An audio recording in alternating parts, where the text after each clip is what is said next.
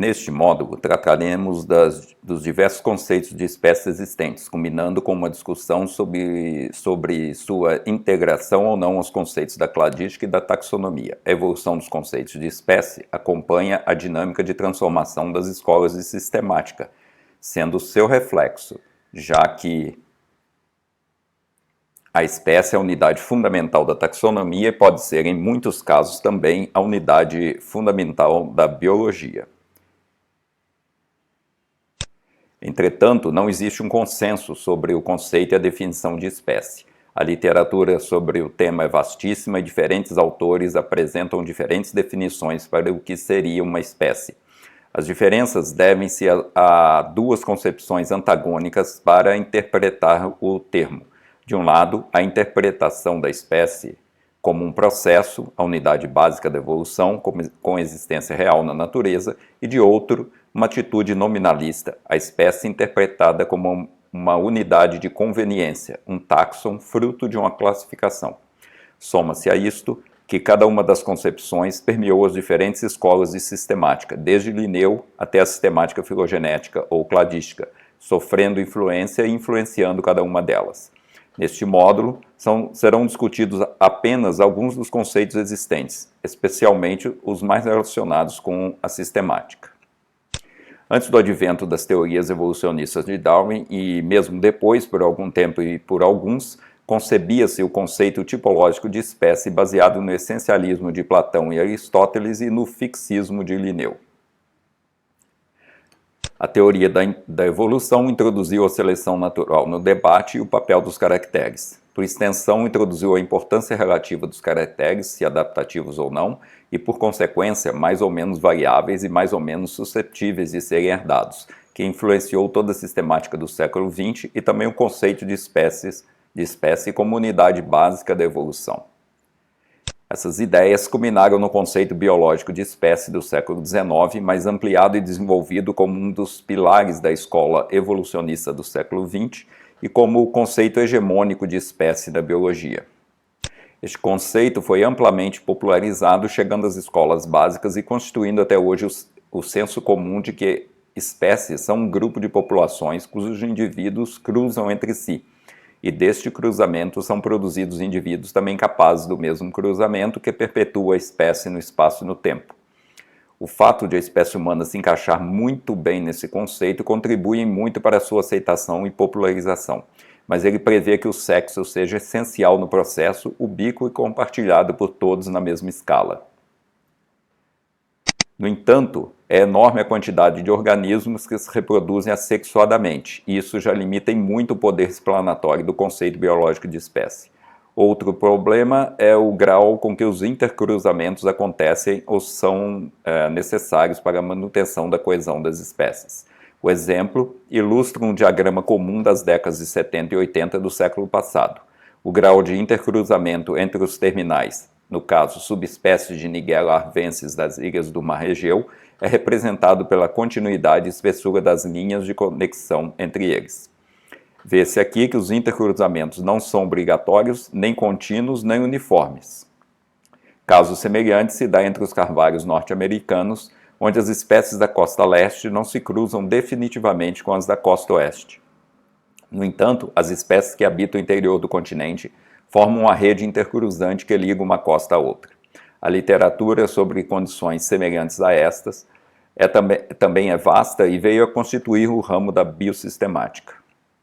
Com o advento da cladística, alguns taxonomistas argumentaram que, longe de ser uma condição que definiria uma espécie, a capacidade de intercruzamento seria simples isomorfia compartilhada por seres sexuados, que poderia ser esperada na maior parte dos casos.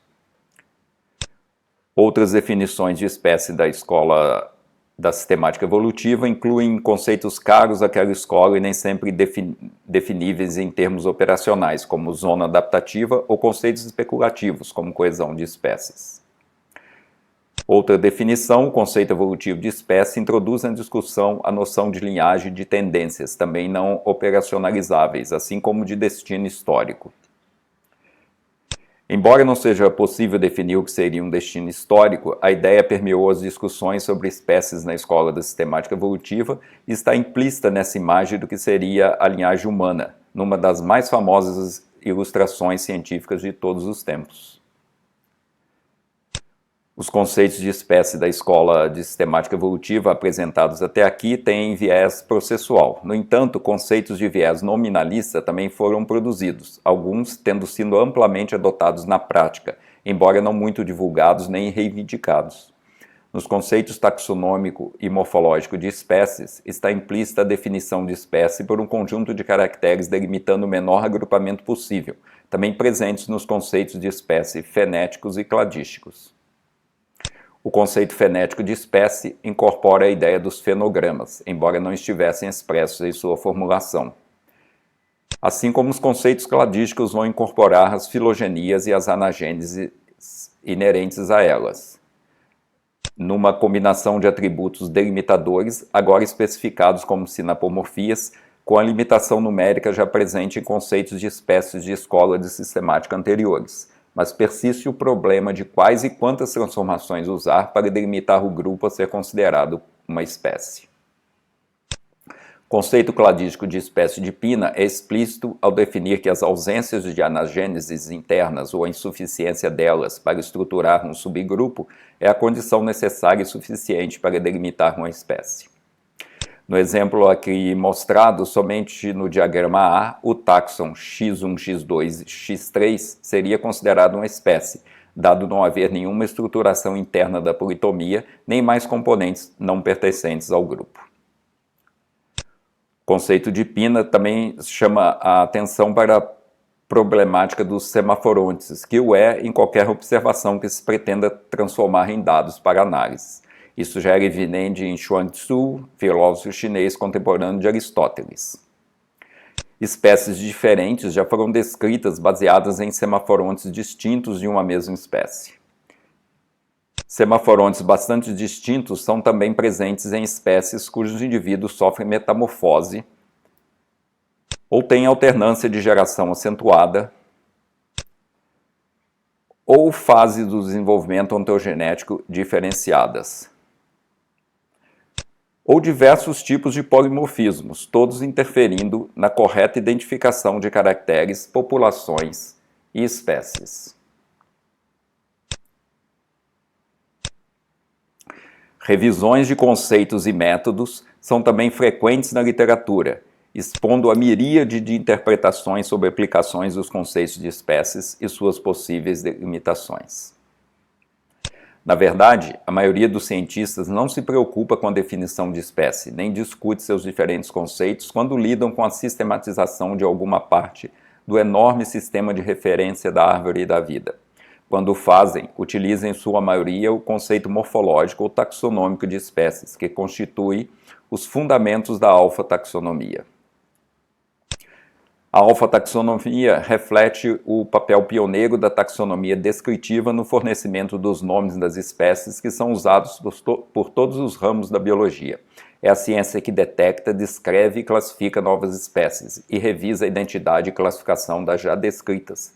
Envolve coleta e observação intensiva e detalhada de caracteres externos e anatômicos, principalmente, às vezes também de caracteres celulares e moleculares.